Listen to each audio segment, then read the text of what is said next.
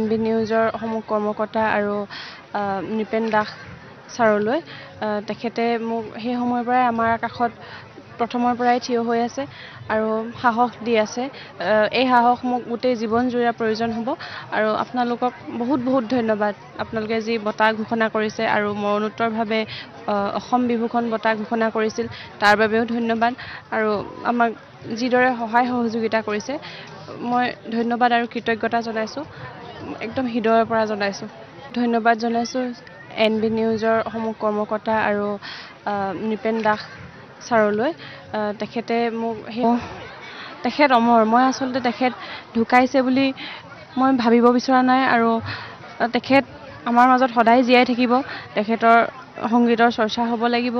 তেখেতৰ যি সপোন সেয়া আমি পূৰণ কৰিম। মোৰ ল'ৰাটো আছে, আমি সকলো আৰু ল'ৰাটোকো আপোনালোকৰ আশীৰ্বাদ লাগিব। সি যাতে ভৱিষ্যতে এজন ভাল মানুহ হ'ব পাৰে। আমি তাক যাতে এজন ভাল অসমীয়া হিচাপে তাক যাতে আমি ডাঙৰ দীঘল কৰিব পাৰোঁ, তাৰ বাবে সকলোৱে আশীৰ্বাদ কৰিব আৰু সকলোৱে আহক।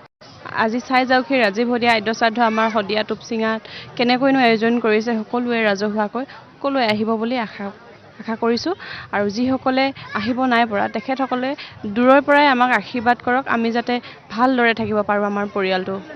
আজি মোৰ মানুহজনৰ আদ্যশ্ৰাদ্ধ হয়।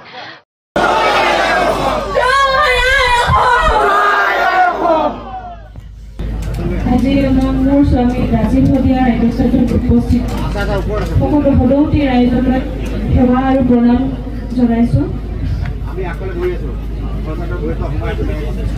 আপোনালোকৰ উপস্থিতিয়ে আমাৰ গোটেই পৰিয়ালটোক কিমান সাহস দিছে মই ভাষাৰে বুজাব নোৱাৰিম।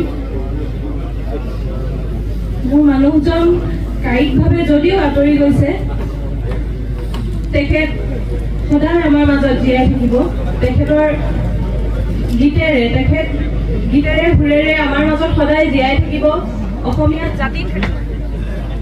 অসমীয়া জাতিটো থাকে মানে ৰাজীৱ শদিয়াও জীয়াই থাকিব, এয়া মোৰ বিশ্বাস আৰু আশা।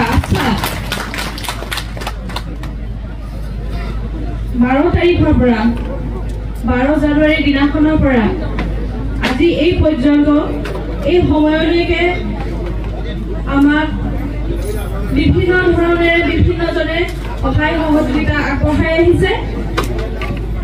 তেওঁলোকক মই ধন্যবাদ আৰু কৃতজ্ঞতা জ্ঞাপন কৰিছোঁ। অনাগত দিনতো আপোনালোকৰ সহায় সহযোগিতা আৰু আশীৰ্বাদ আমাৰ কাম্য। ৰাজীৱ দাই, মই তেখেতক ৰাজীৱ দা বুলিয়ে মাতিছিলোঁ, সম্বোধন কৰিছিলোঁ। ৰাজীৱ দাই মোক তেখেতৰ হৈ সম্বোধন কৰিছিলোঁ। ৰাজীৱ দাই মোক তেখেতৰ হৈ ল'ৰা এটা দি থৈ গৈছে। ল'ৰাটোকো মই জাতিটোৰ কাৰণে আগবঢ়াই দিম আৰু এইখিনি কৰোঁতে আপোনালোকৰ সাহস আৰু অনুপ্ৰেৰণা, আপোনালোকৰ পৰামৰ্শৰ দৰকাৰ হ'ব। আপোনালোকে বিপদালি নকৰাকৈ মোৰ মানুহজনক ইমান মৰম কৰিছে, মোৰ অনুভৱ কেনেকুৱা মই ভাষাৰে বুজাব নোৱাৰোঁ। আৰু বিভিন্নজনে অপূৰ্বজ্যোতি মোহন, লক্ষ্যজিৎ বৰুৱা তাহাঁতি এটা নিশাৰ ভিতৰতে তেখেতলৈ এটি গীত আগবঢ়াইছিলে। 13 নে 14 তাৰিখে ৰিলিজ কৰিছিলে, মই সঠিক পাহৰিছোঁ। তাৰপিছতে আমাৰ লোহিত গগৈদেৱ, অসমৰ কণ্ঠশিল্পী, এজন বিশিষ্ট শিল্পী লোহিত গগৈদেৱে এটি গীতেৰে ৰাজীৱদাক মৰম যাচিছে। বিশ্বজিৎ খাটোৱাল, সঞ্জীৱ বৰাদেৱৰ কথাৰে বিপিন চাওদাংদেৱেও এটি গীতেৰে ৰাজীৱদাক মৰম যাচিছে। তেখেতসকললৈ মই ধন্যবাদ জ্ঞাপন কৰিছোঁ আৰু আজি ইয়াত উপস্থিত থকা জনগণলৈ মই এই মঞ্চৰ পৰাই সেৱা জনাইছোঁ।